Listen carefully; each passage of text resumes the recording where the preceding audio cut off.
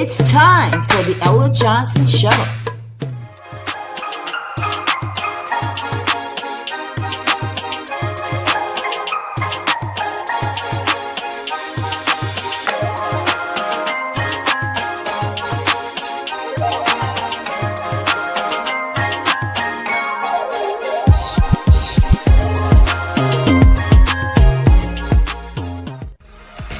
Thanks for tuning in to the Ella Johnson Show, where there are two sides to every story. Enjoy the broadcast.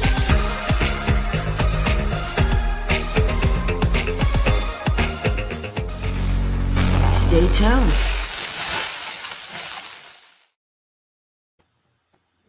Hello, everyone, and welcome to the Ella Johnson Show. I am super duper excited. I hope you guys are all rested. I gave y'all the whole weekend, the Super Bowl and the parties and all that stuff. I hope you guys enjoyed the Super Bowl, and I hope your team won. But I want to welcome you to the Ella Johnson Show. It's Black History Month, all month long. And tonight we're going to have an interesting conversation. I want to thank you. Thank you for tuning in. If you're watching from Facebook, do me a favor and just share the broadcast. I want everybody on your timeline to watch this broadcast tonight, because we got some receipts from the Oval tonight on the Ella Johnson Show, right? And if you're watching from YouTube, do me a favor, since you're already there, please subscribe to the channel. I hope you guys have been enjoying these broadcasts this month. I hope you're learning. That's kind of the objective of this, right, guys, is to bring content that you can say, wow, I didn't know that, right? But I would love your suggestions. So if you have any suggestions of any shows that you would like to see, we welcome it. Do you guys see all of my guests here tonight? Hello, guests. Well, thank you guys for sticking with me this month. It's our pleasure. I got a check for y'all at the end of the month. Psych. Now they're like, girl, bye. You right? Listen, if I could, I would. I'm just so grateful to you guys. And I want all of you to know and meet my guests. So we're going to start with Miss Heather. Tell everybody who you are, my love. You're on mute. Now? Can you hear me There now? we go. Okay. There we go. Okay, I'm Heather Nash with the Deep Greenwood Foundation. We focus on preservation of the buildings left in the district, and we also focus on finding descendants so we can get them certified in case reparations come our way. I heard that. Paris?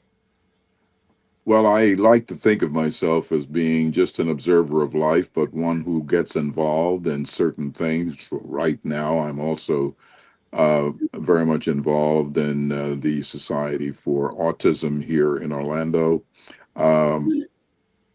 It's amazing how many of our children are readily identified as ADHD and their symptoms and their reactions are really misread, and they don't tend to get any assistance or any kind of help until later on. So these are among some of the things that I'm involved with. And of course, I'm always involved with what's going on around me, and certainly in the Black community, because I am part of it, as well as the Latino community, of which I'm also a part. So that's me in a nutshell. Not too much else to tell, but hopefully we will be able to get into some of the things tonight. I think that will be very exciting for all. Oh, yeah, 1,000%. And Charlie, tell us who you are. Yes, I'm Charlie McCants from Mobile, Alabama, and I give young men the opportunity to live their dreams of playing professional basketball through the American Basketball Association. And I also partner with the largest legal service provider in the U.S. through Legal Shield, and basically give people access to the justice system. Love it. That's amazing. Do you do a lot of that? Do you just do that in Alabama, Charlie? No, we are nationwide and in Canada, and we cover all facets of law. So if someone has some questions or legal matters, do they have to sign up for Legal Shield, or how does that work? Yeah, it's kind of subscription based. Um, through a monthly prescription, they have 24/7 access to an attorney, and they have unlimited consultation, which I push heavily because my thing is it's better to know what you're getting into before you get That's right. there than trying to get out. And so, with the unlimited consultation, they can ask as many questions as they want to, as many times during the day as they want to, or need to. Do they cover discrimination? Because I'm sure you got a lot of those up there in Alabama. I'm just saying. Yeah. It's where most of it is. I'm just saying. Because Well, I know with those types of things, they don't cover certain things because that can be I expensive. mean, they cover all areas of law. So, Oh, okay. the thing is that, a lot of times just knowing what you're dealing with and advise It's on that, how right. to approach it Okay. is, really All makes right. makes a big difference. Makes a difference. Well, I would love to hear more about that down the road as we go because I think that's a service that we can really help people with. I think it's great. Awesome. Well, I appreciate all of you guys joining me tonight as guests. We often hear that America is a melting pot, but how do you lead a country when the leaders themselves have used language to dehumanize parts of the population, right? So it wasn't just a mean name, all right? It was used to prove Black people weren't human so that slavery could be justified. That was the whole purpose of it. History isn't just about what people did, it's about what we do with the information now. Now, here's a question for everyone. How do we hold these modern leaders to a standard that's becoming of the positions they hold? Tonight, we need to talk about how the highest office in the land has used racial tropes and pseudoscience to shape America. From the screens of Woodrow Wilson to the private tapes of the 1970s, we explore why words are never just words. All right. So we have a lot to cover tonight, guys, because I think that that's what I really want to understand what you guys felt. I know we covered this on the show the other night, but Paris, you weren't here. I want you to tell me when you saw this meme, this picture of the Obamas being portrayed as apes, and then the excuse was that it was a Lion King thing, even though apes weren't in the Lion King. What did you think when you saw that? My first thought was outrage, along with what most folks felt at that time. But I was about 10 seconds into the outrage before I caught myself and realized that I really believe that this was just another distraction. Yeah. This is a distraction because instead of uh, fighting and making sure that we have a nice, a fair election in the fall, and that we're not subject to bullying and folks trying to uh, push you into certain things that you may not want to, and thereby uh, violating your vote or your ability to vote and things like that. That was out the window. You at that moment, you were so outraged that you forgot that um, all of the travesties that have been done to our healthcare system for the folks that can least afford it. We lost sight of all of the women who were um, made to be were abused, the children that were abused, that are still that where we have the Epstein files, where things are still no one has been uh, gone to jail for any of these acts whatsoever. We forgot that black unemployment increased by over 1.4 points, I believe, um, and that 300,000 um black and Hispanic uh, women, for the most part, were dismissed due to Doge, and all of those things are forgotten because now we're in such an outrage. And of course, the mainstream media is quick to side with that because, if you ask me, I believe I certainly believe that they are complicit in the entire argument and in moving the narrative from what it should be to what those in power choose for it to be.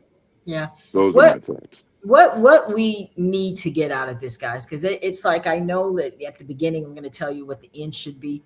At the end of the day, what we need to learn from this is how we need to arm ourselves with the truth and know what to do with it. This is not about just being angry. This is not, because we get angry for a short time and then we're over it till the next time he does something.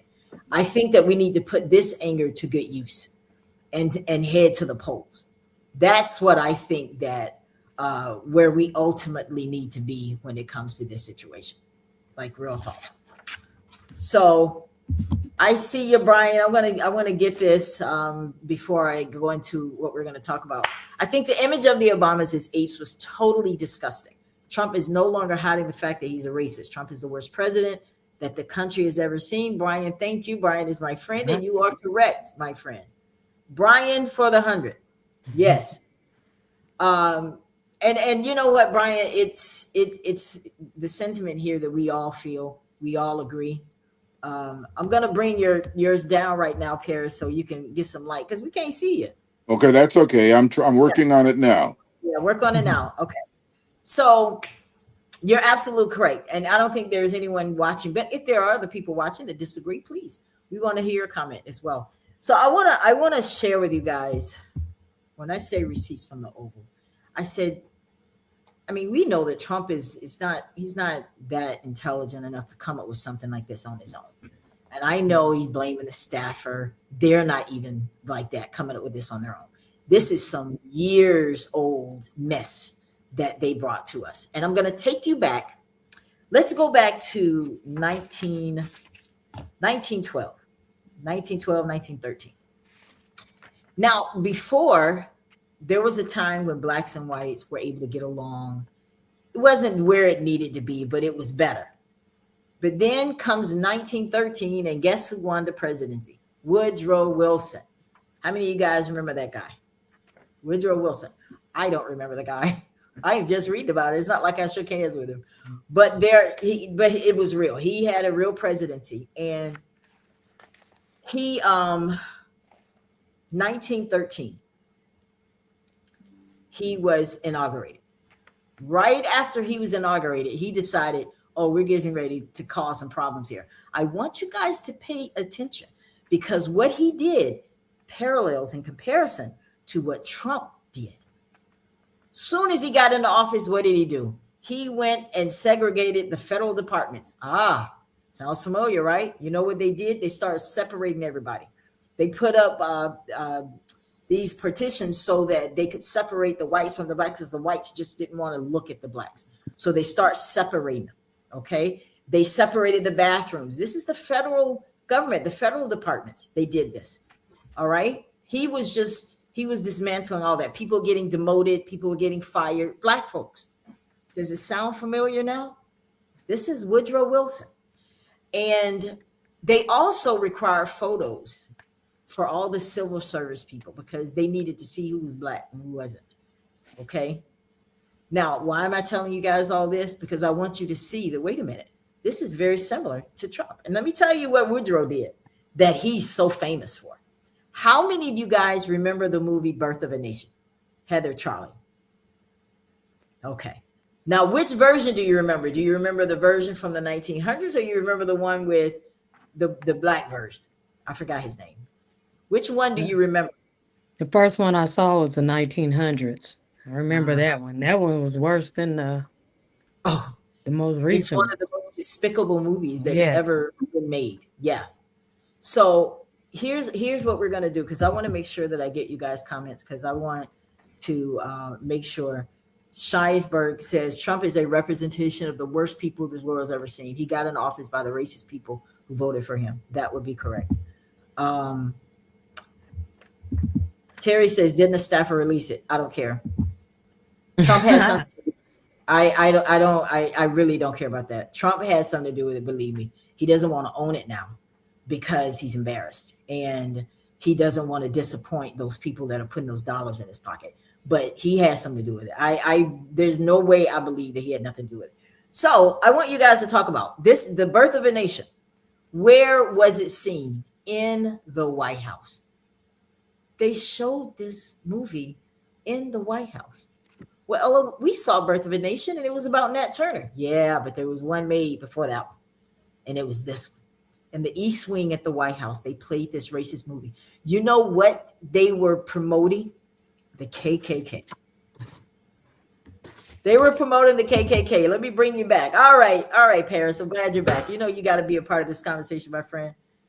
They brought back, they wanted to show this movie, Birth of a Nation, because what it was doing is saying, hey, KKK, we need you to protect our black women because we can't, protect our white women. Lord bless America. We need you to protect our white women because if you let these black folks loose, they're going to hurt them. They're going to do damage to them. So we need you out there doing your thing. Do you guys know how many KKK there were back in the 1920s? There were like 4 to 5 million of them leashed out there, to do what they did. But they showed this movie in the White House and it just gave the KKK so much energy. Now, you guys know the rest of that. We're going to talk a lot about what the KKK, the impact they made on this country. But this is one thing that energized them. What do you guys think about this so far? That the movie was shown in the White House. It's not a surprise. Not at all. Charlie, what did you think about that? That they showed this movie in the White House. In the White House. Well, you would think that most people would consider it to be wrong, which it is. But when you are trying to get your point across, it's like in today's time, when you're trying to get your point across, you use anything necessary. Everything that you feel like will work, you will use. And if it's the case that if it's coming from the White House, anybody that feels that they can do whatever they want to do, then in their mind it's okay to do just that. Yeah. You're on mute. You're on mute. Paris, you're on mute. Yeah, sorry about that. Okay, but one of the things that we certainly have to agree with is that it was a great recruiting tool for them, right? Yes. It was a great recruiting tool because if you're saying there were 4 or 5 million planners at that point, I will bet you that after that movie came out, that they probably doubled the number of folks that were involved in it. We are unable to do something like that in terms of those of us that are disenfranchised, the weak, the poor, the black, the diversity coalition, if you will. We can't do that because, of course, they will either be intimidated or they will find some part of the law that will say that that you can't do that. Yeah. I give you again the Black Panther Party. So they will take all of this stuff down, and I have no question that Trump had something to do with this particular post that went up this weekend. But I won't be lulled into it. I won't be drawn into it because I believe that it was, as most of these things are, a calculated move to get us talking about something else, to change the narrative. And we shouldn't fall for that bait. Don't fall for the okie doke. I'm telling you No. this. We have nothing new under the sun. I've been saying it every day that we've been on this broadcast. And the more I learn, lies. And do you know that right now the KKK, they still have, now they're dwindling down. They're still out there, but they come in different forms. You need the KKK when you got Trump, right? He's in the White House. They're like, oh, well, we can just go and retire now because we got the main guy in the White House. Listen, they now have like 3 to 6,000 members nationwide, right? They do. So they're still out there. But here's the thing.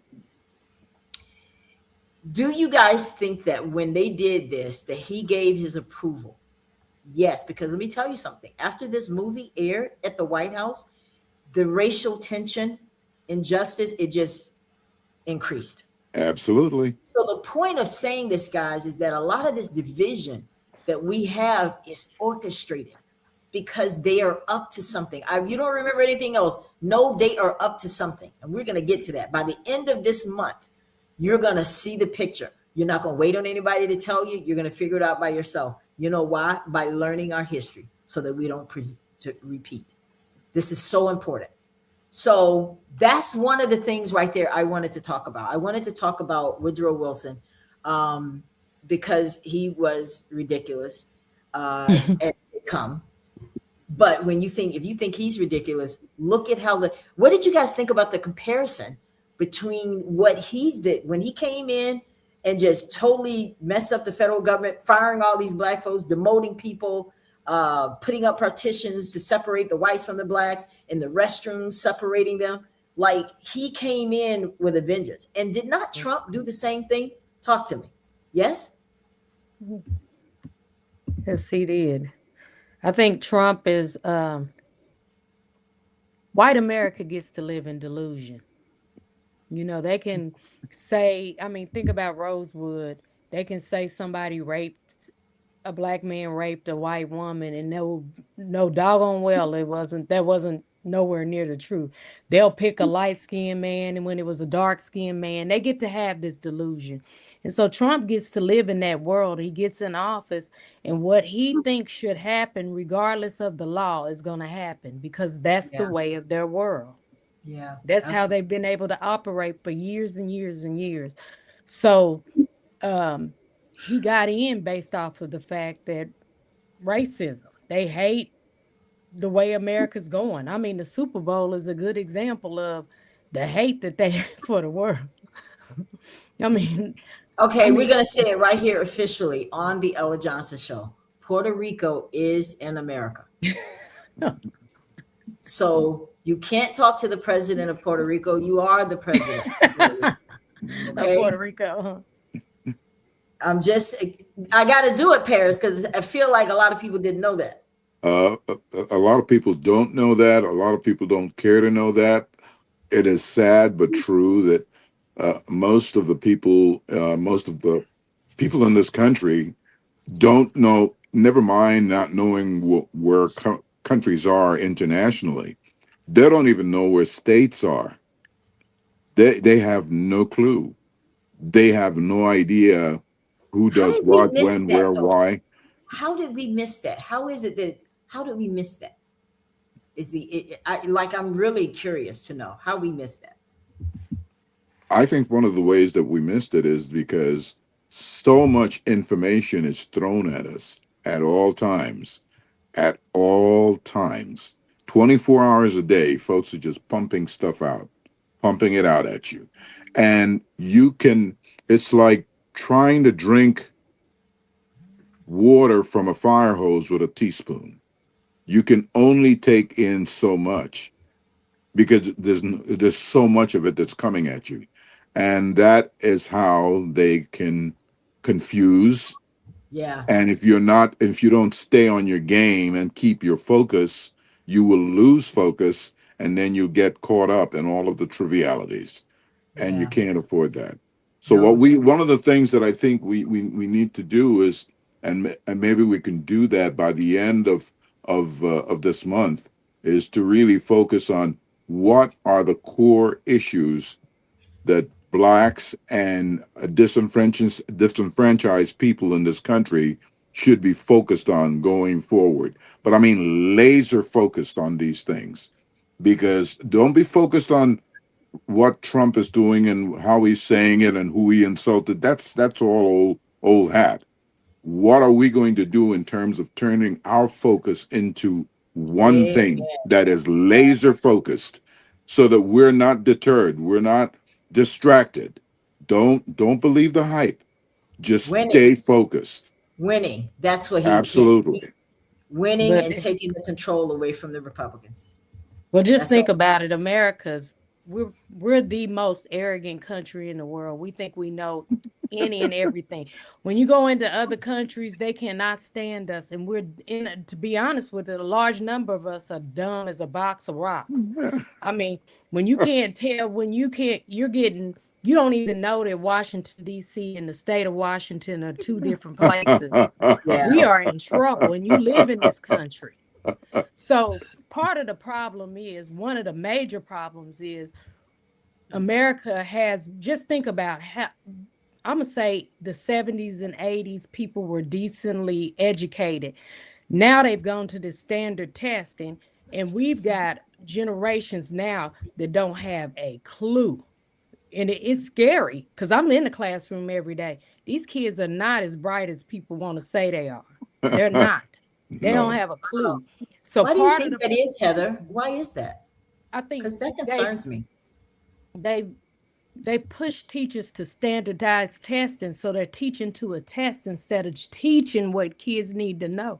That in history is vital to education because it helps not repeat. The thing is, now we got all these, white people can be mediocre and get through education system and go into college. Look at Trump. He went to the University of Philadelphia.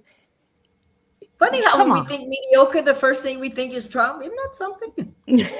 And he's beyond, I mean, he's way below mediocre. He ain't even up there. But I think that's a big fear that we have to think about. When I look at TikTok and I see these young white men who get on and they're real smart and they go to these Trump rallies and they talk to these people that support Trump, that's scary because those are the Yeah. people helping to encourage Trump to do the things that he's doing. They're That's making it why he's okay. able to, yeah, that's why he's able to push these racist ideologies because he has people that are repeating it. He doesn't want them to learn the truth, like what you guys are getting tonight. He doesn't want them to learn that. Just believe it. I told you. Well, they're trying Yeah. to take our jobs. And people bought that. Okay. Well, you also Eating have to cats and remember. dogs. And people thought that was true.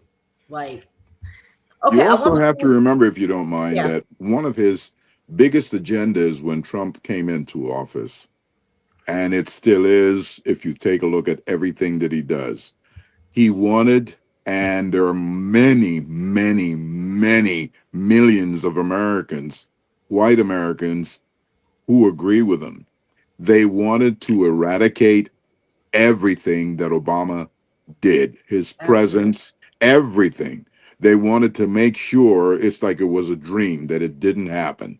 Yeah. And so they've moved to do all of that and eradicate. You no longer have Obamacare. You don't have anything at all that in any way measures or remembered or pays any respect to this man. And all he did was to do the bidding of those who really, really run this country.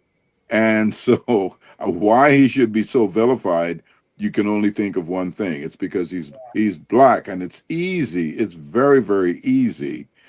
It's like it's like low-hanging fruit when you Yeah. do that. You know, They let's knew he wasn't going to respond. They knew that too. right, right, Yeah. He said, right. when they go low, we go in love. Well, Obama, that's beautiful. But there's some folks that probably would have been on that line. You would have been a whole different story. But I'm glad that he's that example for us. I am. But imagine, I Agree. wish a comedian would do a skit on what if Obama was a little more hood, right? That's the title. It's What if been he went done. off one It's day? been done. I don't know by whom. I don't remember by whom, but it's been done. Really? But the truth is, that would have only made them hate us even more. True. If you stop and think about it, the Yeah. fact that he conducts himself with such class, it that Makes them appeals keep on an coming for it. intellectual level. It appeals to people who are reasonable and say, well, I hate his guts, but wow, he's a pretty good black guy. He's one of those that I'd have over to my house. I won't let him marry my daughter, but I'll have him over to my house. Don't they say that? Now you can come over now, but don't. Absolutely. Yeah, it's true. We're gonna move to the next situation. This is in 1971. There was a recording that was so shocking that they did not allow it to hit history books, museum, nowhere until 2019. This video came out, and it's about y'all's beloved Ronald Reagan and Richard Mm. Nixon. Okay. All right. Here's what happened. The African delegates at the UN had just voted to recognize the People's Republic of China. And it was defying the US to keep Taiwan in the seat. Now, Reagan was pissed. He did not like this. He was like, oh, so who did he call? Reagan was then the governor. He was a governor of California at that point. Yes, he He was. called Nixon up in the White House, Nixon, the president, and he said these exact words: to see those monkeys from those African countries, damn them, they're still uncomfortable wearing shoes. You guys don't believe it. I'm going to show you the video right now.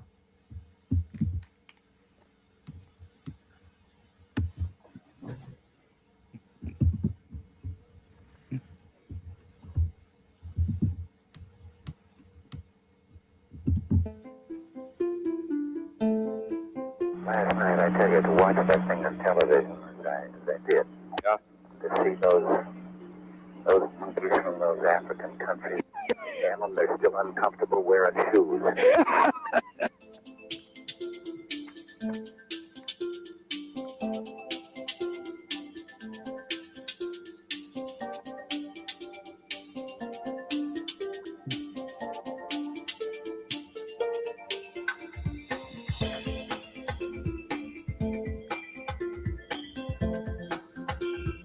I, for example, just had a call from Reagan, California, and he's been out there and so forth, and as you can imagine, there's strong feeling that we just shouldn't. As he said, he saw these cannibals on television last night, and he said, it's nice. We said they weren't even wearing shoes, and he says, here, the United States is going to submit its fate to that, and so forth and so on, and but that's typical of a reaction, which is probably quite strong.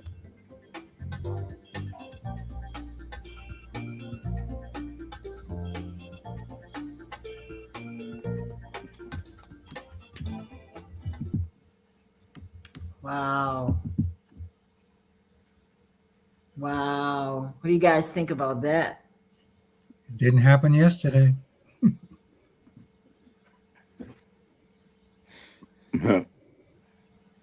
I hate to throw my 2 cents in here, but I want you to. I've got to say that and I was around at that time, and I knew when Reagan was governor of California and all the rest of it, and I know that, to put it mildly, nothing's changed. Nothing's changed. It's just that now they use sweepers to make sure that there are no bugs in their rooms and things like that, to make sure that their comments are kept only for the ears that will definitely approve of that kind of language.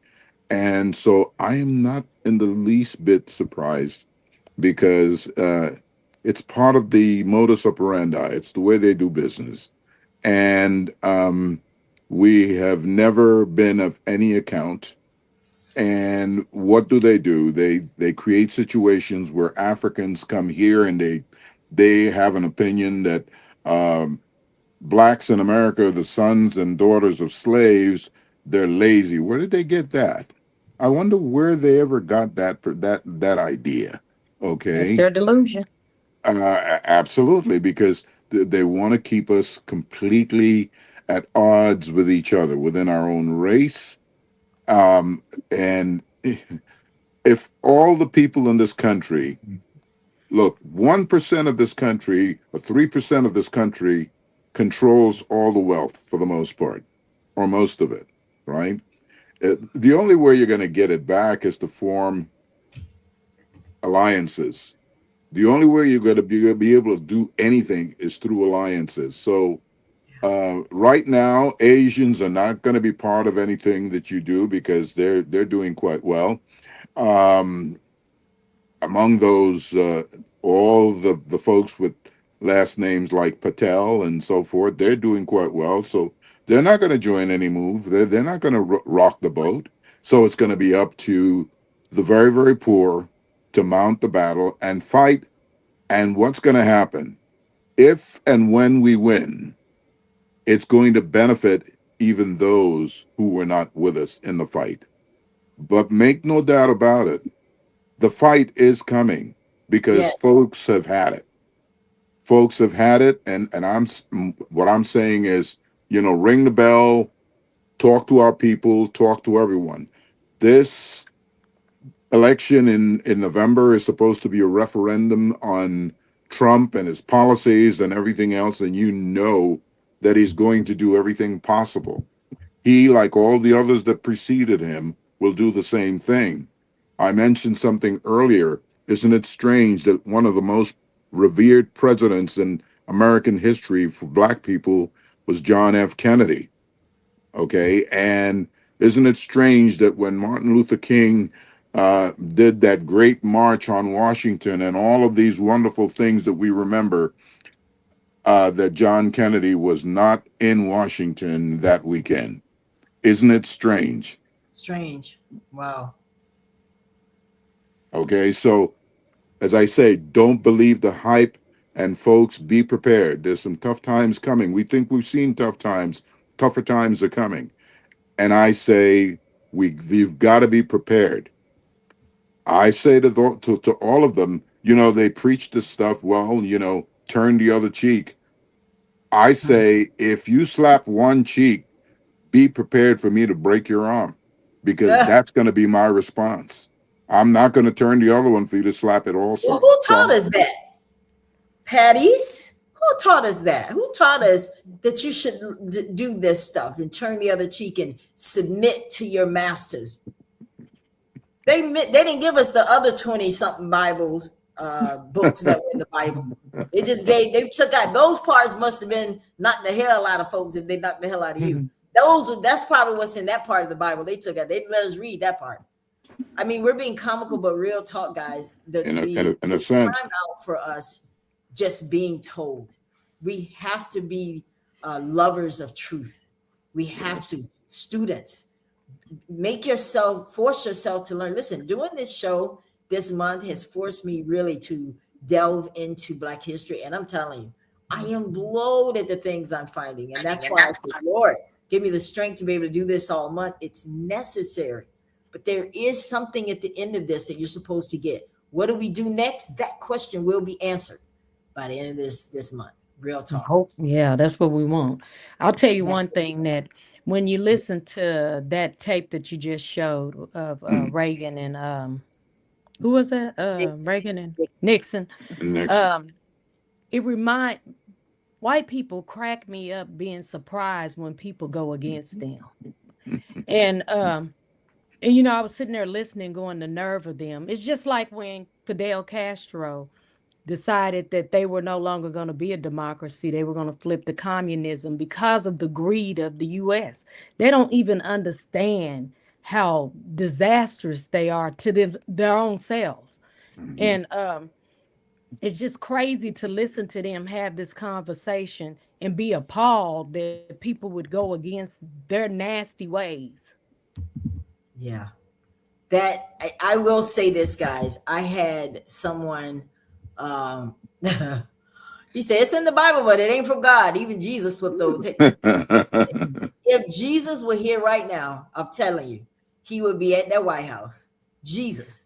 Because what do you think now that this was brought up, what do you think that made Jesus so upset to see them selling things in the church, in the house of God? What do you think made him so pissed that he went in there flipping over tables? Like he got ratchet for real. What do you think made him, what forced him into that? What do y'all think? I think, if you don't mind my just chiming in here, I think that he probably saw the same things that happened, like what was started in this country. Uh, I'm sure most of you studied it in your books, and you know that there was a time when in the United States you couldn't there were usury laws. And usury laws said that you couldn't charge more than 12% interest. Okay. And that was a fact. You couldn't do it. It was against the law to do it. And we got rid of that. And ever since then, now you have people with interest rates that are like 48% and 52%, and payday loans where people are paying forever and ever and ever and ever and ever. Yeah. All of these things came about when we got rid of the usury laws, and we got rid of it, and we got rid of the gold standard as backing the dollar, and ever since then it's just been the wild, wild west. And Yeah. he who has the most toys at the end is the winner. I like this comment. He said, white evangelicals are constantly invited at the White House, but they've never invited Jesus. That's that we can go home. That's it. And that's the truth. And that I don't want to get into that because they do a lot of, they love to distract and say, well, Ella, what about the abortions? It's almost like they give them a pamphlet. Like whenever you're on a show and the host is black and she's trying to tell the black people to have hope and all this, I want you to say this. That'll kill it right there. Well, we're on to you. Okay. We already know it. Don't come here with that because I don't want to turn it into a religious show, but we will if we have to. Right. Jesus saw inappropriate activities happening at the White House and started flipping tables. Imagine what he would do at the White. Ooh. Now, you just said something. That I like that. What'd you think about that, Charlie? It's kind of hard to respond to some of these things that's going on. It really is. Yeah. Because we all know right from wrong. And we all have the ability to determine what we will and what we won't do. But, for some people, they have no morals or respect for other people. And when that happens, people just do whatever they want to do. Yeah. Until they're forced to stop. Yeah. And I think that, especially, we've said this time and time again, that practically everything that's going on now is a distraction to get us off track from. I think it's working a little bit. Action. I think it's working a little bit. We've all said that it's a distraction, but I think it's working. I'm going to go even further and say it's working. But another thing I think we're going to have to do, though, we mentioned get angry when stuff like this happen. Instead of getting angry, we're going to start taking action. Because, like we said on Friday about fighting fire with fire, it depends on what type of fire you use. Whether you're going to use a match or you're going to bring a torch. And if it's the case that based upon the situation, hey, it won't come to a point where you're just going to have to burn it up. But I'm glad you said that, Charlie, because it's also going to come a time where you got to choose. Some of us are hiding behind politicians. We're hiding behind the church. We're hiding behind all this stuff so we don't really reveal our true self. Because I noticed that you see some people, there are people that I expected to say something about the picture. I'm going to be honest. And I don't see it. And I'm like, well, how do you really feel? Do you feel like it's not really a big deal? Or do you feel like, why am I going to say anything? Because everybody else is saying something. Or I don't really want to disappoint my white friends. I don't want them to think that I don't like them. Okay, well, I want to say this to all of my white friends. Brian is one of them that's watching. Brian agrees with me. Now, if you don't agree with me, because I have white friends that didn't agree with me and they let me know it on social media that, hey, Ella, and I said, listen, because he was like, I want to show you guys how nobody wants to hold accountability for what happened and what Trump did. His response to me was, well, when I said, have you seen this before? Do you know that this isn't the first time? And their response was, of course it's not the first time, Ella, because I remember when you guys put a picture of Bush and made him look like a monkey, or I remember when you did it to Trump. And I'm like, oh, so you're holding a standard higher for the people that responded than the one who initiated. And so nobody wants to hold him accountable. And I don't understand. Well, I do understand why. I understand you have to make him right. Y'all remember when Jesus, they pointed this picture of him, made him with blonde hair and blue eyes because they wanted him pure. and they felt like that's as close as to what pure was. That's why you see that hanging in your house. Some of y'all still got it. He was not white. We was not white. He didn't have fair skin like that. He did not have long hair, and he sure didn't have blue eyes. Okay, he had hair like wool. Now, for those who know me, you know that's nappy hair. Is that a better way of saying it, Paris? Heather, I would agree. Yes. that's I as would close agree. as I can put it. Well, you know, Right? one thing that I think that we're getting ready to come to is the fact that we're going to have to talk about what Malcolm X talked about years ago, the ballot or the bullet. We getting to that point. Ooh, And if you think about everybody in the US gives up their rights to make this a civil society. We could easily get guns and go around shooting people, Mhm. but we know there's a consequence to that. And everybody respects that consequence except for the president of the United States and those people that are kind of following behind him. At some point, what they're doing is going to have to lead us to the ballot or the bullet. that's very well said, girl. I'm telling you. I couldn't agree with you more, and I believe that that push that you're talking about, the thing that's going to make us get us off the sidelines and get into the game, is coming this November, Mm-hmm. I really because think that's. it's coming.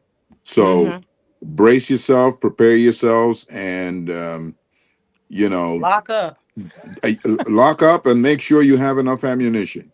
and food. Ooh. No, Because but I'm telling I think you're right, guys, because at the end of the day, y'all don't understand. See, Trump is one thing I give him credit for, he is a master marketer, and he knows how to flip that switch. He knows how to, he's like a mind manipulator. But what he's up to, he wants to nationalize elections. Do you guys know what that is? See, he got us caught up in all this other stuff, Bad Bunny Mhm, and all this foolishness, that we're not paying attention to all the stuff he's trying to mhm, change. He's trying to make it where the states won't have any say so when it comes to elections. He wants that to be controlled by the DOJ. mhm. And ultimately, what he's trying to do is never leave. Do we agree with that, Paris? Oh, we definitely agree with that. yes. Now, can you imagine if we had him for another presidency?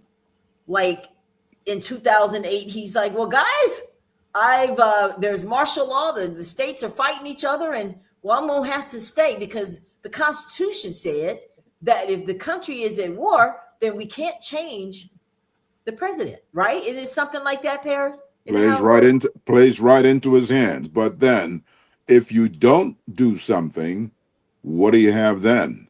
What chances do you have then? You know, just get on your knees and pray. No, I'd rather die with my boots on and standing on my own 2 feet. All right. You know, Because I because guarantee you, when y'all go to I'm prayer, God is like, I already told you what to do. Follow my absolutely, lead, turn over some tables. Now you know absolutely. that's not literal, right? Turning over tables. That's not literal right now. He doesn't expect us to go down to the White House and start turning over tables. No, No, he's talking about these systems. We got to turn these tables over in these systems because it is. absolutely. Guys, listen, they're making policies based on these racist ideologies that they have. They're making policies. This voting rights that they're trying to gut, that is a policy that they're trying to create based off racism. Okay, they don't want you to vote. Because Trump knows they're gonna lose and they're gonna take a beating in the midterms. He knows that. Okay, that raid that happened in Atlanta. What do you think that was from? Because Trump is losing. He had just lost a court battle to get those votes, and so I guess he figured, okay, well, I'll tell you what we'll do. We're not going to send a subpoena. We're not going to do that because that would be too civilized. We're not going to send a subpoena to give them time to get us the information we need. We're just going to bum rush in there and make it look like a crime has happened. That's why they had the yellow tape and all that up. They got a warrant signed by a loyalist, and that's how they got in. Y'all think it's a game? It's not a game. Real talk. Now let's finish talking about Nixon. Now, guys, you realize, okay, Nixon was credited with the Southern strategy. You guys heard about that? The Southern strategy? Mm-hmm. Now, this was good. They had coded language. So when you guys hear and Trump says stuff, he is dog whistling, guys. It's no joke. When you think, Trump said that for the KKK, for the white supremacists, it's true. You're not crazy. It's true. That's what they did back then. They would say things and put it out there. Have you guys heard this one? Law and Order. Ah, it is. That was a dog whistle for them But to Mm-hmm. go. but we can't get too caught up in the parties either, because we've got to remember that there was a man named Clinton who was very, very, very big on law and order, Ah, and did a lot of things. So let's not get too caught up on, right now. Look, you use whatever you have to use in order to get rid of the worst good, the worst, or the worst of it. You want to be able to promote the least bad, and that's good. and that's what we have. We have bad and worse. Okay, so because none of them are ever going to be for us or for fairness or for anything like that. That's not part of the plan. Because why do you think so many Democrats are laying low and not saying much, etc.? Because they silently agree. Okay, Now, and when Paris, push now comes, you gonna yeah. start something today. You getting ready to start something here on this show. I'm sorry I about might be that. ready to tell you. Y'all might see. Listen, are you saying to me that the Democrats are allegedly quiet because they agree? How many of you guys believe that? There Heather, used to be an old saying long, long time ago: silence means assent. It means you agree. If you can't speak up against it, it means you agree to some degree. I'm not saying it's going to be 100%, but you agree. On some level, you agree. So with us, we're darned if we do and darned if we don't, because they've got you coming and going, you wow. know? What do you think about that, Heather? I agree, but then in some ways I don't. I think that the Democratic Party is kind of weak, and I Oh, think they want to see some changes, but they weren't even strong when Biden was in. They weren't tough. And I just think they're a little too weak, and they need to learn how to fight fire with fire. This is one of those times when you just gonna have to fight back, and they're not doing it. They've got one or two people. Now, I will say this: we had that conversation about Jasmine Crockett, and I remember Marsha being upset about us saying that. I went back and looked at Jasmine Crockett. She's way more detailed than I thought she was. I give her credit. I looked at her as from the soundbite part. Most of the times when I heard her speak, it Mhm. was a soundbite. But she's a way more detailed than I thought she was. And she actually does her homework. But she's got to get oh, out of you being used in sound bites because it turns people off. Um, mm, so I say all that to say this. The Democratic Party has definitely got to those people like Schumer are going to have to step up and be tougher than what they are. And I know that they're on the just go, side where there's just not go, enough voters, but just go. right now we're in a scary situation. We can't really have one Democrat lose because we need to gain seats. And so we're in a real tough situation. And I'm not a fan of neither party, to be perfectly honest with you. Correct. But right now, the side we need to be on is the Democratic side. Do Wow, are you you the just same, Paris? can I can I just offer one thing? Can you Yeah. imagine what would have happened if the Democratic Party had used its majority, slim though it may have been, while Biden was in office and when they had the Yeah, numbers? Can you yeah. would we be going through any of this now? No, we would not. Thank That you. was that But was they are cowards. They are all Yes. cowards. And it's look, it's very easy for me to be sitting in my living room or in my office and act brave. I can do that. I understand that people have skin in the game. I get that. But there comes a time when integrity, morality, and all of these things have to mean something. We have to have it mean something. And for us, our people, we have to elevate ourselves and not be just like everybody else. we've got to prove that we can be better than everybody else. Well, I'm definitely one that's not impressed with the Democratic Party. I think there are a lot of talk. I think that they play on our emotions. It's almost like the pastor when it's time to pass the collection plate. You notice when they get to that part in the service, that's when they bring out that song that makes you cry, Mm-hmm. and it makes you go in your purse and write a check, right? Even if you ain't got nothing, you want to give because you're. And I think that that's what politicians do, and I think they want to make it look like I'm mad. And who knows? He might go back to the White House and sit down and have lunch with Trump. As far as we know, we don't know. Yeah. We don't know. And this is why I believe you have to hold your leaders accountable. I don't care if you like them. That's why I said what I said when I was talking about politicians. Hold them accountable. Okay, that's great. Okay, you've made me laugh. Now what are you gonna do? What are the plans? Right. What? No. What's the plan? How are we going to do that? Because I know they can't do it without help. We have to vote. We have to get them in. I understand that. So, but I do want to know that you're headed in the right direction. I need to hear you talk about something more than Trump. And I'm sorry, but I believe that is why we lost the election. I believe that. Yeah. We got to have a plan, guys. This man is not even telling the truth, and he was able to win people over because he's willing to do it. He's willing to lie. He doesn't have a conscience. He doesn't care about standing there lying to you. We're trying to always do things the right way, and no, I'm just gonna let the Lord work. No, we gotta do something. I want to see what. Well, I have to jump off here in a couple of seconds, but I will say this: as an old salesperson, and anyone who may know this term, it's whiffing. What's in it for me? Okay. And we have to really look at that and say, what's in it for me? If there's nothing in it for me, then why am I supporting you?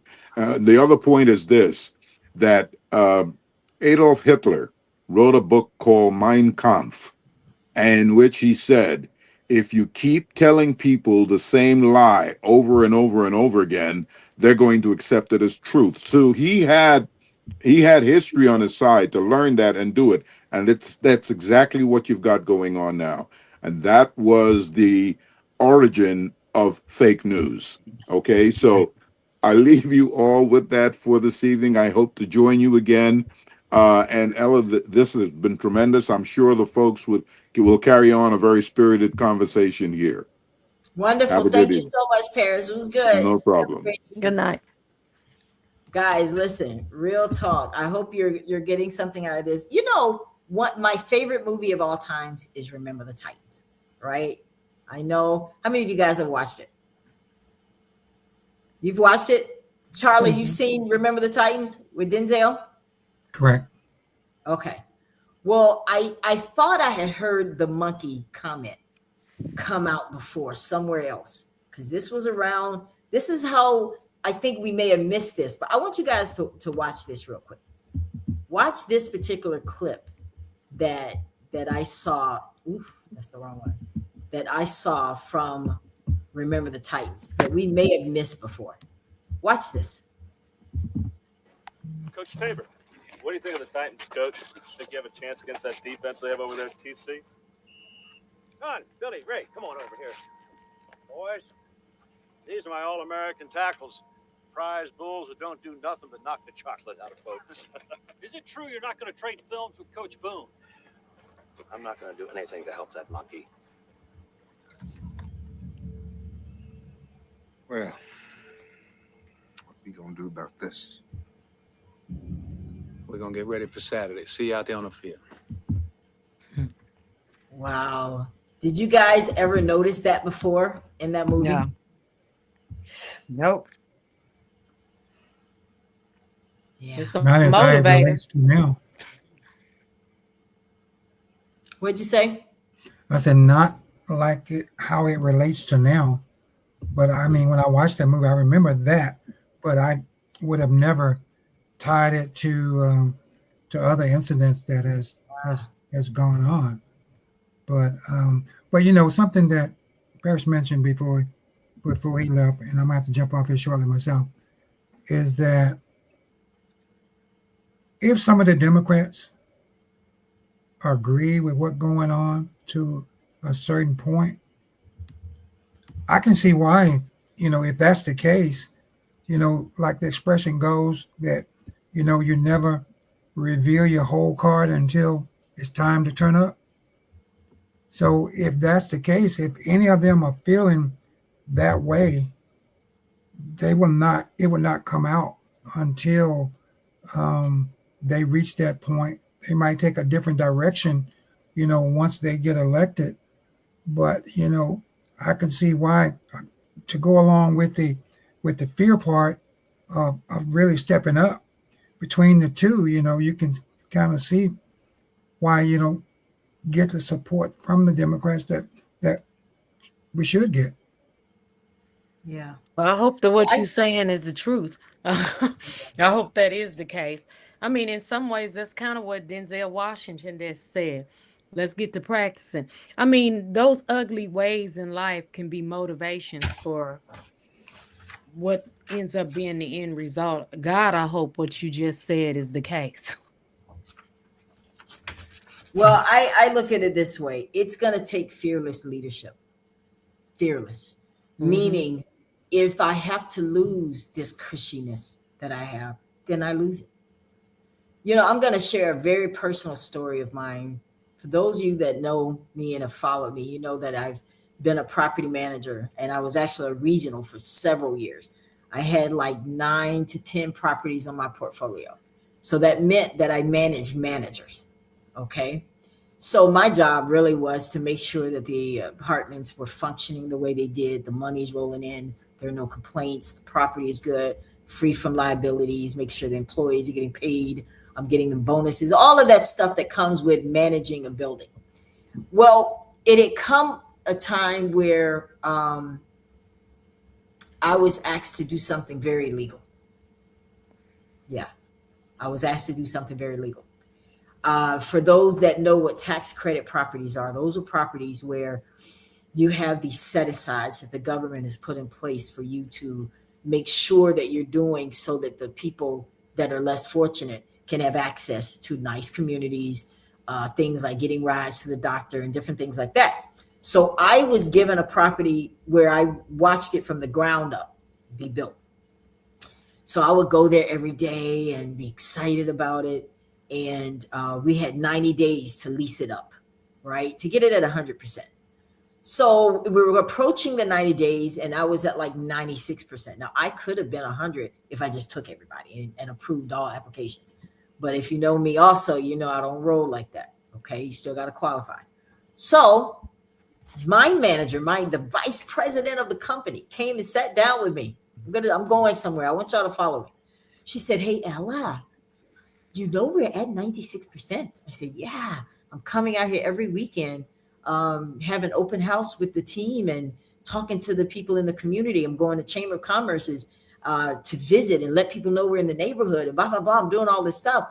I said, "I could be at 100, but I'm just not, I've denied a lot of applications for this area. This is a new property and we got to keep it right." You know what she said to me? She said, "Well, Ella, to get all the government money, we get a lot more for 100%. I said, "I understand that, but we're not 100%. So at this point, I'm like, okay, where are we going with this? She said to me, "Anna, all you have to do, just fake and move people in. Just make up some names and put them in the system and print the reports and give it to the government and we'd be 100%. I said, "Oh, really? That's what you want me to do?" And she said, "Yeah." I said, "No." She said, "Are you saying that you're not going to do that?" I said, "I'm saying no. I mean, hell no. I'm not Hmm. doing that." She said, "Okay." 2 weeks later, someone who has devoted at least 25 plus years in running properties in Tampa and Orlando, they let me go. Now, let me tell you why I had to do that. Because I was training people to be good mentors for their staff. What would it have looked like if I took the bait and did that just to keep my job? I had to get fired so that everything I said wasn't a lie. Mm-hmm. So how I train my managers, I train them to take my job. So guess what? I was proudly handing the torch to the next one. Someone I trained did replace me, and I never was able to get in it again. I was like blacklisted. Never got another job in that. I said all that to say this. Sometimes as a leader, you will have to take some things just so you don't kill everybody. They Mm-hmm. would have been like, man, Miss Ella was a fake, man. She told us all that stuff and she took the bait and so she can keep her job. Because it would have got out, right? Amongst my team. So are we willing? Do you think the Democrats are willing to be like, you know what? If it costs me, it costs me. Like Esther. Esther said, if I perish, let me perish. Or do you think that we have leaders like that these days, guys? No, I we don't don't. think that. I don't. I don't think that they're at that point to where they want to risk everything to be able to um, get to where we need to go. Because you can tell by a lot of their reactions as to, what they are really willing to do. Because you can see other incidents that take place that some step up, but some just stand in the background and don't say anything at all. And so, at this point, we're at a point now to where it's all in or nothing. And I think that that's how they're going to have to approach this going into November. It's all or nothing. But ladies, That's I've enjoyed this. I'll be okay. back It's tomorrow. great. Thank you But, so much, Charlie. We'll see you next time. Okay. well, I'll see you Thank tomorrow. you. All Have a right, good. Okay. thanks. See you tomorrow. Good night. Look at what Terry said here, Heather. He says, I was bused Uh-oh. to a white Sound went out. school. Huh? I was bused to a white school in the mid 70s and they would burn crosses at our football game. Wow. Terry, I did not know that about you. Oh my goodness. That's crazy. Sorry you had experienced that, Terry. That was disgusting behavior. Yeah, it was. Guys, we're not going to be too much longer, but I want to wrap up with Nixon because Nixon also he did sign the Civil Rights Act, the first one. Okay. He did sign the Civil Rights Act. Talk about Nixon. But let me tell you what he said, word for word. I think we just delivered the South to the Republican Party for a long time to come. What do you think he meant by that, Heather? Repeat that again. He said, I think we just, after he signed the Civil Rights Act, Nixon, he said, I think we just delivered the South to the Republican Party for a long time to come. What did he mean by that, do you think? They were mad. They lost. I mean, they got into a situation where people were being forced to move people they didn't want into their communities. The freedom was broadening. I think that Yeah. the South has always been have always been reluctant to be respectful to the Black community. And so doing what they did with the civil rights movement took away a lot of their power to be able to do what they've been doing and to do the things that they did to like people like Emmett Till. Those days were coming to an end. Yeah. Yeah. Well, I mean, Nixon, here's the thing with this guy. Y'all remember the video we watched with him sitting on the phone listening to Reagan talk this foolishness? He laughed. He laughed. He thought it was funny. Just like people laughing at Trump. Behind closed doors, they're laughing. Now, let me ask you a question. Does that matter? Does that matter in this situation that behind closed doors, he was talking and treating us like this and thinking it's cute and funny, but he was passing the Civil Rights Act?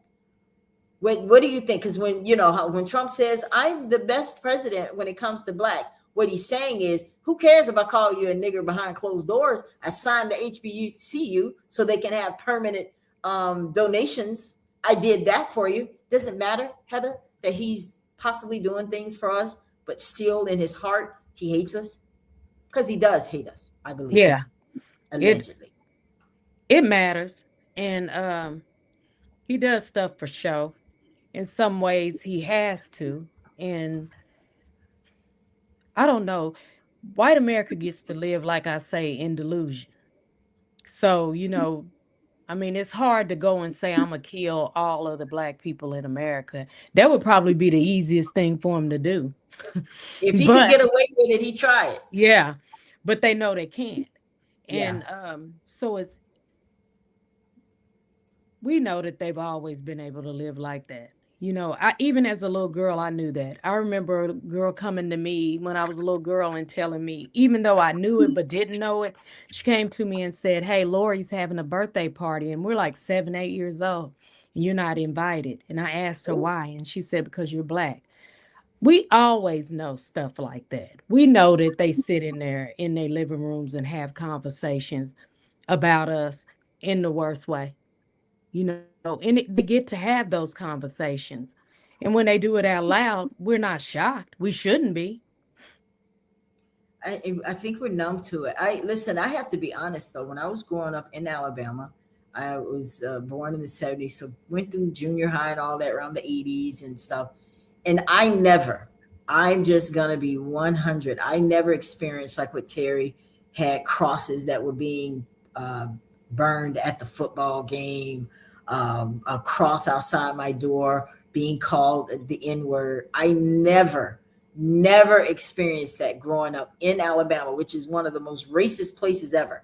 And I've been able to be fortunate to have those friendships and have them for years. But I'm not blind nor deaf to what other people have experienced. So I wouldn't sit here and be like, well, I'm not going to talk about it because it never happened to me. No, I'm not going to do that, because there are people that need to know how to come up out of it. Because some people are stuck, Heather. There are some Hmm. people that are stuck that are just, they hate and they hate and they hate. And that is not what I'm preaching. Well, Ella, so you want us to love people even though they do us wrong? We have to. We have to. There's a reward for it at the end. Um, but I do think that there's nothing wrong with being angry. Do you think that's a mixed message, Heather, to tell? I mean, because I'm not going to get over and tell you go kill somebody like Nat did, right? Yeah. Because I mean, Nat did. We're going to talk about him tomorrow night. But I do want people to just be conscious. Make sure that your decisions are with a conscious mind and not one that's fooled into thinking that there's no racism. That's a lie. It never left. What I'm saying tonight on this broadcast is that this history, this stuff that you're saying, like, oh my gosh, they were doing the ape tropes on this. It's not history repeating itself. It never left. It's always been hiding in the shadows underneath us. And a lot of these things they say, these dog whistles, it's always there, guys. But keep your eyes on the prize, okay? Because here's why the ape trope. I don't know if we said this at the beginning, but the reason this ape trope is so important is that it's a comparison of black people to apes and monkeys. It was a pseudoscience used in the 18th and 19th centuries to justify slavery. They needed to feel like, yeah, we can make them slaves because they're not really human. They're half monkeys. So it ain't like we're doing it to a person, we're doing it to a monkey. And so if you strip their humanity away, we can strip their rights away. Well, wait a minute. There's no reason for you guys to vote. You're half human. Remember the Declaration of Independence that we get so excited about, that we celebrate on July 2nd or July 4th? Here's a history lesson for you. You weren't included. There it is. There it is. Yeah. You weren't included. When that was signed, you were still considered property. So these freedoms and this independence that they're talking about, it wasn't you they were talking about. That is why we have Juneteenth. That's another show. Yep. Thoughts, And that's Heather? well, just think about it. I mean, till this day, in some ways, and I'm not gonna say the majority, but a large number of white people still think we're 3/5 human. And that's why George Floyd and Michael Brown and the lady who went to the Sandy. park in San Yeah. Francisco wanted them to put up, because they look at us as not human, period. And their way of thinking is so contradictory. It makes my head hurt. So just let's go back to slavery. you got the master who puts his wife on a pedestal up in the house and has these slaves who he calls 3/5, but he spends his nights in the slave quarters with one of the 3/5 human. You better So say it. And having babies and pumping babies in them. Okay. exactly. Yeah. So their reality is warped, and it always has been. They've been able to be delusional and get away with it. I mean, how many white people have hung black folks from trees and got away with doing it? They get to kill us off like that because they see us as 3/5 human. And they still to this day, some, not all, but a large majority still do. They can talk down to us. I had a white woman come and tell me one time something I said to her, and her tone was like, "You said this to me like I wasn't supposed to." And I looked at her, I said, "First of all, we're not slaves anymore. So don't come tell me how I need to tell you anything." Oh, what? Their reality is just that warped. I mean, white babies get to, and nothing wrong with this, but black babies and Hispanic babies and Asian babies need to be born with that view of life too. White babies get to be born into this world knowing that they're superior. Black babies do too. That's right. Guys, I was talking about Nixon, and he was talking about with Reagan, and they were talking about this slur and all that. Not only did he laugh, he repeated it. He called somebody else and said, "Hey, guess what? What I was just told." You know what I'm saying? It's not funny. I'm still in my feelings about that thing right there. But listen, let me tell you guys, black folks responded. Okay, we didn't just sit by. NAACP got involved. Y'all remember William Monroe Trotter? He was a radical journalist at the time, and he went to the president, called him out, like, "What's up, man? Like, what's up?" And he said, "Well, you know what? I don't like your tone. I don't like your tone. You just get out of here, boy." He didn't appreciate being questioned about what he did. So crazy. That was Nixon. They heard about that. He didn't like it. He didn't like what was going on, Heather. The nerve of you. And listen, that's kind of very similar to what's going on. That's been a thing. They look at our leaders like, "How dare you come and question me? I'm the president of the United States." Trump has that same kind of attitude. Yeah, he does. He dismisses the black leaders all the time. That's why I don't know why we cow up to him and kissy and no. That I know I would not make it as a politician, Heather. I know you'd probably vote for me if I ran. Yes. I would not make it because I can't be bought. I can't be bought, or I'd rather just stay at home if I got to do all that. So, guys, the last president, because I wanted you guys to see. I wanted you to see the receipts from the Oval. So far, you have seen, and I do have a little clip of the birth of a nation, the one that they did with the KKK and all of that. It's 2 minutes long. Do you guys want to see it? Yeah, I do. I want you to put yes or no in the comments because I have it. It's a 2-minute clip for you guys just to see what it was that they did play in the White House. I'm going to cue it up just in case you guys do want to see that. But I want to hear from you. Tell me, because I don't want to offend anyone by playing that. But if you want to see it, I got it right here. I got it. Well, you can't look at it as offensive. The truth is always going to be offensive. And that's kind of what we got going on this month, guys, because we are bringing some real stuff to you. I know it's like, well, I've never seen that before. I just don't want to come here and water down Black history. Black history is great when it's good, when we're talking about all our accomplishments. That's not what I'm going to do this month. I'm going to bring you the stuff that is hard to see. I'm going to bring you the stuff that's hard to believe. Why? So that now you will have an informed decision when you respond. A lot of times people don't have any history in them, so they don't know how to respond to certain things they see. To you, it's like it happened for the first time. No, history is repeating itself. This ape stuff that's been going on a long time. And I wanted you guys to see that. This was Trump is like he's trying to just mock who we are, and he's just trying to go right back to the way it was. When he says make America great again, I'm showing you what he means by it. Because you haven't has anyone ever answered that question, Heather? Have you ever asked somebody, hey, what does it mean when they say make America great again? Well, make it better like it used to be. Which area are you talking about? Because it's never been great for blacks. So which time? I'm That's telling the point. you the answer. Yeah. That's the I'm point. giving you those answers. So you ain't got to wonder anymore. Terry says show it. All right, we're going to show it. Terry has spoken. Terry's my friend. All right, guys. Let's watch this. It's 2.5 minutes. That gives us a little break. I want you guys to see this.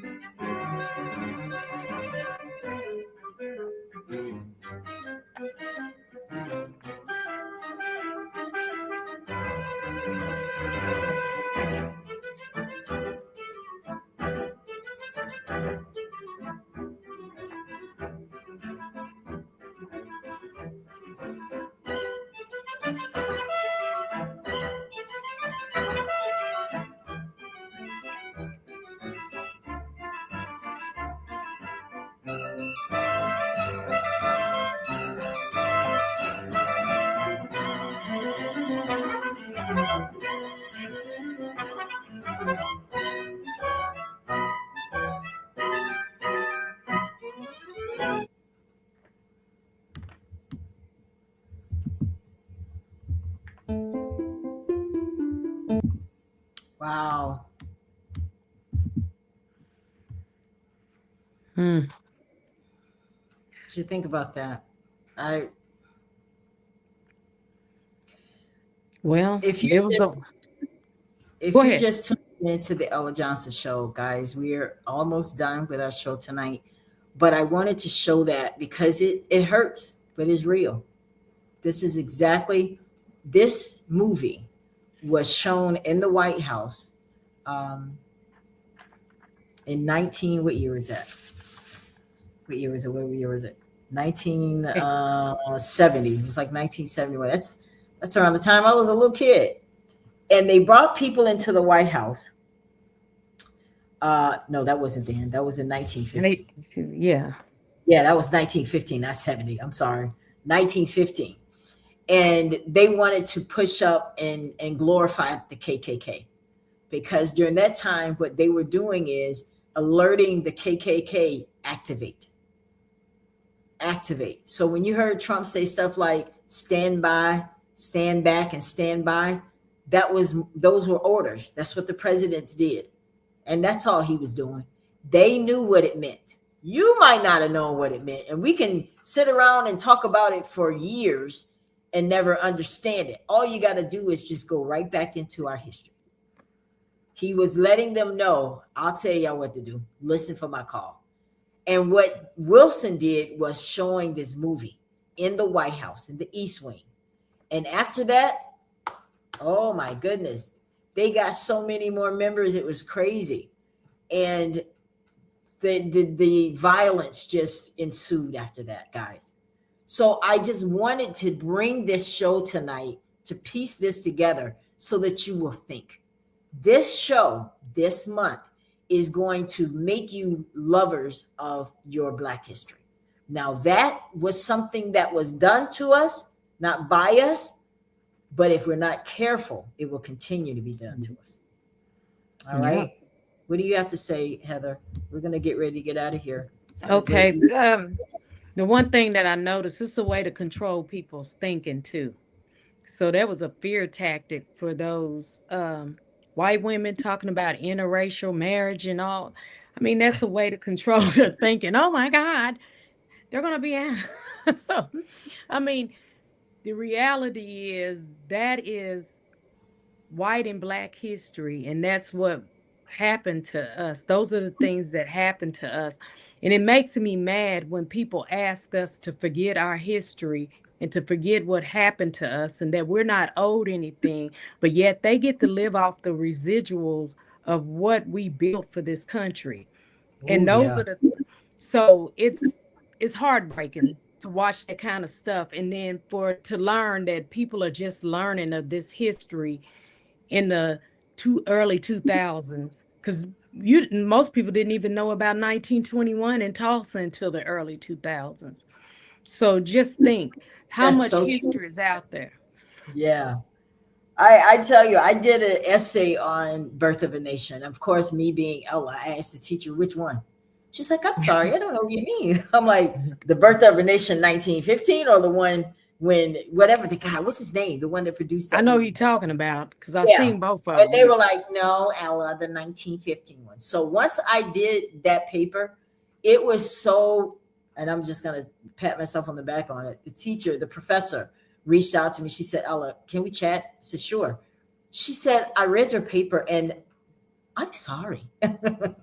Yeah.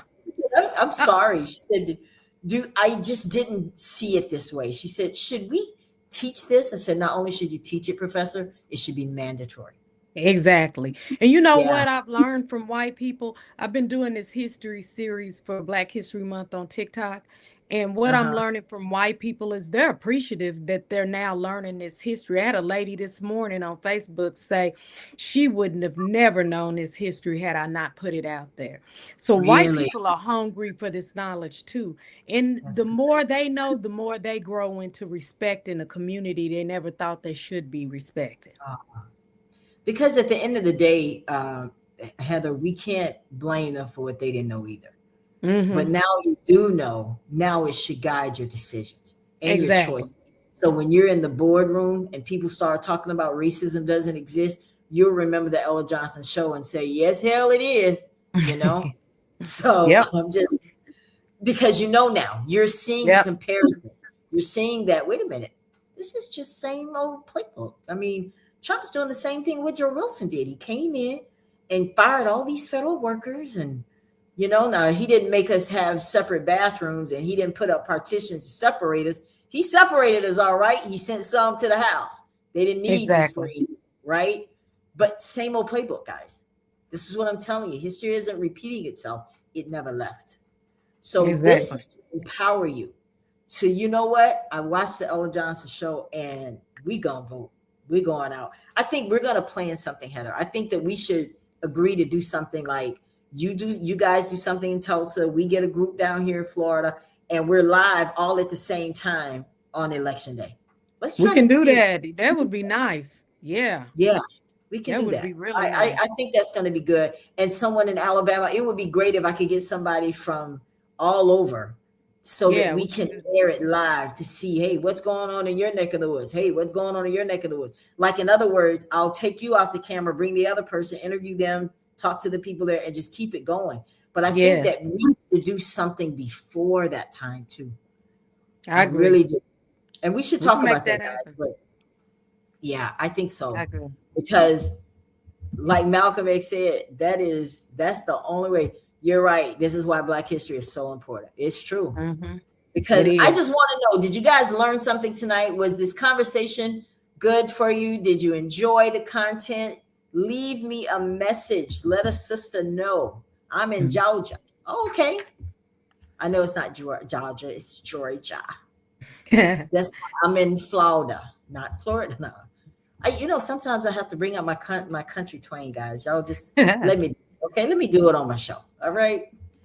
But anyway, guys, I am just so excited. But I want to share with you what's coming up for the rest of the week, so that you can know what shows we got coming. So on tomorrow night, we're gonna be talking the Nat Turner story, A Prophet's Sword, the story of Nat Turner. Oh yeah, this is the one that. Listen, this story is something else. It is something else. I remember earlier when Terry was saying, not Terry, when Paris was saying how they don't want us to remember anything, like he was trying to dismantle everything that Obama did. Guys, you know where we got that from? Because that's what would happen when we would get lynched. They didn't want any remembrances of us, so they would dismember us, chew us up, sell parts of our body, make leather out of parts of our bodies. Yeah. The cruelty, it was real. They wanted to make sure that we weren't going to be able to be memorialized. Okay. All right. As a journalist and news reporter, how do you feel about Don Lemon being arrested? Oh, very good question. Well, I think it was foolishness. It was definitely foolishness, but it's all part of the plan too. They have to kill his message. He was convincing a lot of people. People were viewing him and making changes in their life based on the stuff that they were hearing from him and talking differently. Trump had to stop that. He's trying to make an example out of all news reporters. You see what happened to him? Try it if you want to. And you know what? Don couldn't have done anything better. He said, I did it. Now what? You arrested me. Now what? I'm still not going to stop. It takes that kind of boldness. That is what it's going to take. Let me tell you something. It might take news reporters to change this and create a movement. This might take that, Heather. We might not be. I mean, I'm ready for the grassroots because I'm gonna tell y'all something. It was grassroots efforts that really, really got the ball rolling on the civil rights movement. Yes. Remember Bloody Sunday? Yep. Bloody Sunday, because they didn't. Oh no, now we can't have folks. What y'all doing down there, Mr. Wallace? We can't have this kind of stuff going on TV. You got your dogs and you're beating people. Yeah, they didn't like the way that looked. No. Right, Heather? Nope. Exactly. Exactly. And I think that journalists, this might be, I mean, even on the other side, Fox News station, they start taking away rights. That's yours too. That's right. That's right. So yeah, I hope I answered your question. But yeah, I respect Don. I'm proud of him for what he did. But there were so many other journalists that went down the same path that he did. Ida B. Wells, all the women, and we're going to talk about them on Women's Night. But yeah, these people were movers and shakers. They didn't care. Fannie Lou Hamer, these women, they don't care. These are listen, unbossed and unbought. Listen, that's coming up too. So tomorrow night is Nat Turner. I want you guys to come back on Wednesday night. We're going to talk about Hidden Figures, mapping the stolen legacy of Black inventions. There's a lot of stuff that you guys are enjoying, and it's got a white name on it, but they didn't invent it. I know that's going to mess with y'all's soul, but it's the truth. Okay. That ironing board, Black. Heart surgery, Black. Stop sign, Black. Internet, Black. Cotton gin. What else? Cotton gin, Black. What is another one you said? The comb. God knows. No, we definitely. Thank you, Jesus. Thank you, Madam C.J. Walker, for coming out with the perm. Hello, somebody. Right? Why? Because I was getting tired of them hot combs now. I ain't gonna. I'm telling you, Heather. It ain't a person. It ain't a person alive that don't have some kind of burn mark from an iron comb. I got one right here, right now. Like, what? like a From freaking Carolina. tiger back here. What? Yes. And you better not. And I was so bad at it, Heather. I would tense up and be like, relax. I know you're going to burn me. So let's go ahead and I get it know. over with. This is a universal movement. Woo! And you go back to school or go to church. Now, my mama, bless her heart, God bless her dear, she would just put grease all over us. Man, you got, you know, them little rollers you would put right here, take them out. Child, listen, I have had my hot comb, so I am very grateful for Madam CJ Walker. She probably had got burnt up quite a few times too, Heather. I'm telling you. She had to, Yeah. she was sitting in her room one night. I got to stop this. I'm tired of getting burnt. I got to come up with some.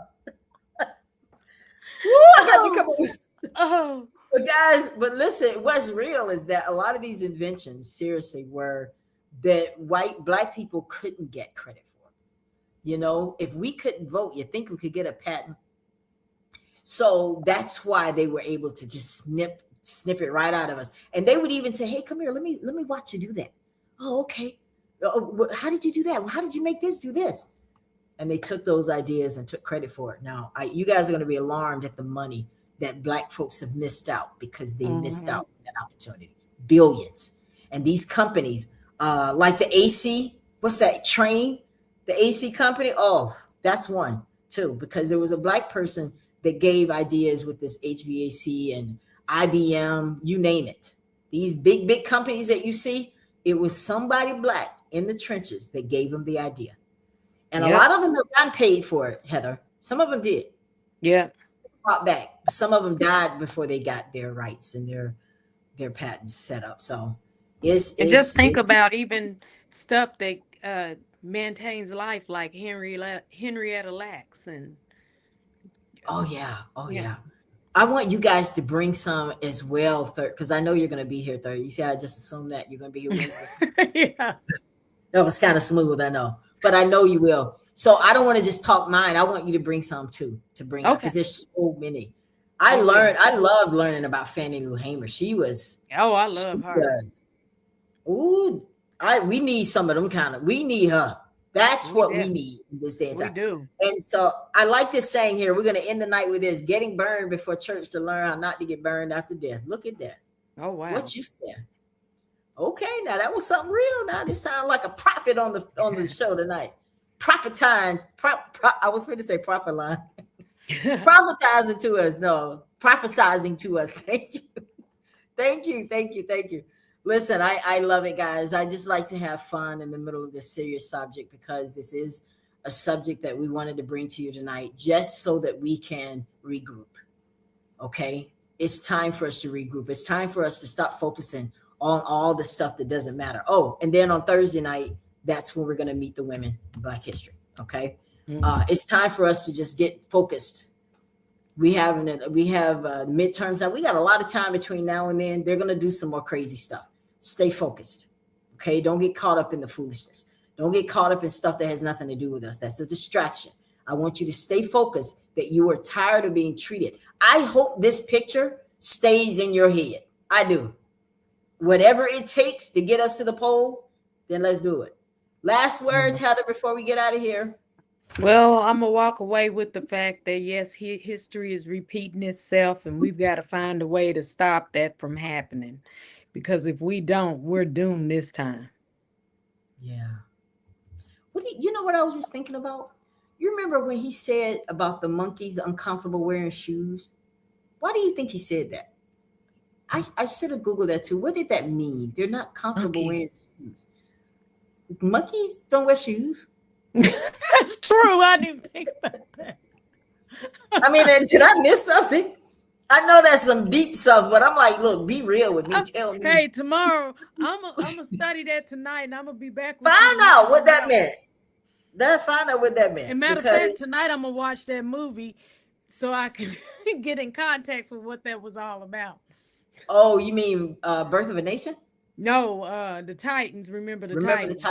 Oh, yeah. That is 1,000% my best movie of all time, because I love Denzel. You know, he could have had a chance, but, you know, he went and married. What's that lady's name?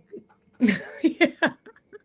You had a chance, Denzel, but that's all right. That's all right. That's how I felt about Hugh P. Right? I think we all did. But no, that movie was so profound for a lot of reasons because it bridged the gap. The things that were keeping them so separated, they realized there's more that keeps us together. They all wanted to win, but Denzel was so brilliant in how he brought them together. And his goal, stay focused, guys. Let's stay together. Don't let nobody come between us because you're going to hear all kinds of stuff. Now, there were some challenges along the way because we're talking about the 70s where things were still a little rough. But when they showed that part, I said, I never noticed that before. I won't. And you remember the movie? What did Denzel do when he saw him? But you know what? That's why I'm going back to refresh my memory. Well, I'm going to tell you. I'm going to spill this tea and then we're going to get out of here. When he saw him, he handed him a banana. I do remember that. And you probably would figure, why in the world did he hand him a banana? I didn't get it. It's because he knew that the man called him a monkey. And before we go, I'm going to say this last thing. What did Obama do to make sure he remembered? He won. Yeah. That's all I'm saying, guys. That's the point I want you to take home tonight. Obama didn't cuss him out. He didn't call him up. He didn't do none of that. He let his greatness shine because in that way, that is what made him feel small. He exactly. He handed you a banana. So exactly. And Trump can't forget that he won. That's right. So it's time for y'all to start handing some bananas to these Republicans. Oh, okay. But win. That's it. All right. Don't whine, win. All right, guys. All right. Right? Don't whine, win. Just like Obama said, don't boo, vote. Vote. Yep.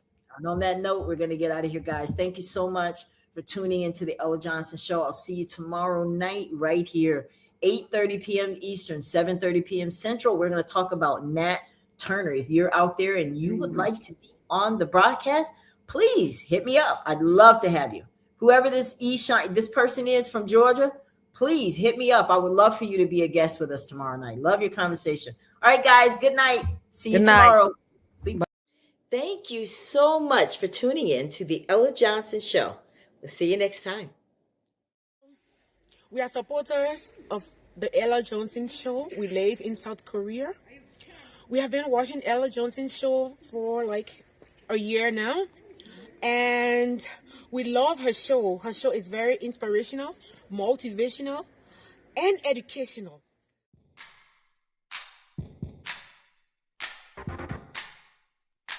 If you would like to be a guest on the Ella Johnson Show, send an email to theellajohnsonshow@gmail.com or send a text message to 407-334-6997.